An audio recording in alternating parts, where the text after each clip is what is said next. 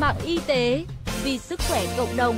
Chào bạn, bạn đang nghe audio chuyên mục tin y tế trên website mạng y tế.vn. Hình ảnh Chủ tịch nước Trần Đại Quang trong những sự kiện nổi bật. Sáng ngày 21 tháng 9 năm 2018, Chủ tịch nước Trần Đại Quang từ trần do bệnh hiểm nghèo, hưởng thọ 62 tuổi. Hơn 2 năm, trên cương vị người đứng đầu nhà nước Việt Nam, ông đã có những hoạt động quan trọng tại các sự kiện nổi bật trong nước và quốc tế.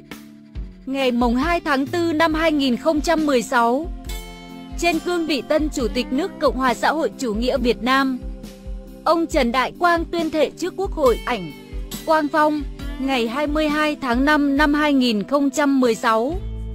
Chủ tịch nước Trần Đại Quang là người đầu tiên bỏ phiếu bầu đại biểu Quốc hội khóa 14 ở khu vực bầu cử số 8, phường Nhân Chính, Thanh Xuân, Hà Nội. Chủ tịch nước chia sẻ: "Tôi rất vui mừng tham dự bầu cử, thực hiện quyền và nghĩa vụ công dân của mình theo quy định của pháp luật." Ảnh Quang Phong, Chủ tịch nước Trần Đại Quang và Tổng thống Vladimir Putin trong chuyến thăm Liên bang Nga năm 2017 của Chủ tịch nước Trần Đại Quang. Ảnh Sputnik, Chủ tịch nước Trần Đại Quang trong lễ dâng hương tưởng niệm các vua hùng ngày Giỗ Tổ năm 2017. Ảnh Quý Đoàn, ngày 11 tháng 5 năm 2017. Chủ tịch nước Trần Đại Quang đến thủ đô Bắc Kinh, bắt đầu chuyến thăm cấp nhà nước Cộng hòa Nhân dân Trung Hoa và tham dự diễn đàn cấp cao hợp tác vành đai và con đường theo lời mời của Chủ tịch Trung Quốc Tập Cận Bình. Ảnh Reuters, ngày 31 tháng 8 năm 2017. Chủ tịch nước Trần Đại Quang trao huy hiệu 70 năm tuổi Đảng cho bà Nguyễn Thị Bình, nguyên Ủy viên Ban chấp hành Trung ương Đảng, nguyên Phó Chủ tịch nước Cộng hòa xã hội chủ nghĩa Việt Nam. Ảnh Thông tấn xã Việt Nam, ngày 1 tháng 9 năm 2017. Chủ tịch nước Trần Đại Quang chúc mừng ngành giáo dục, các bậc phụ huynh và các em học sinh, sinh viên nhân dịp khai giảng năm học mới năm 2017 đến năm 2018.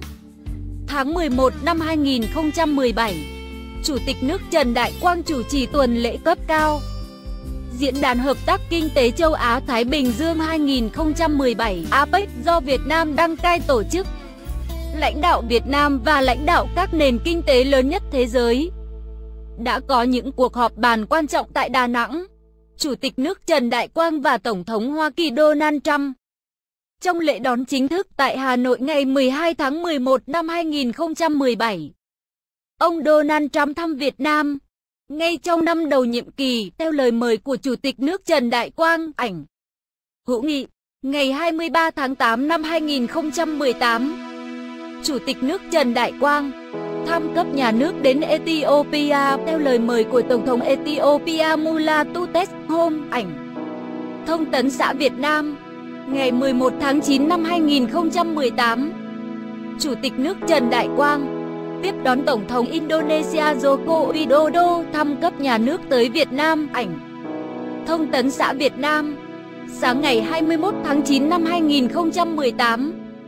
Chủ tịch nước Trần Đại Quang từ trần do bệnh hiểm nghèo, hưởng thọ 62 tuổi. Ảnh Thông tấn xã Việt Nam, Châu Như Quỳnh tổng hợp. Nội dung bài viết đến đây là kết thúc. Nếu bạn có thắc mắc, câu hỏi gì xin hãy chia sẻ bình luận bên dưới bài viết này. Mời bạn hãy đăng ký kênh Mạng Y tế, chia sẻ bài viết này tới bạn bè và theo dõi thêm những audio tiếp theo. Hy vọng bài viết này sẽ đem lại cho bạn nhiều điều bổ ích. Chúc bạn luôn mạnh khỏe.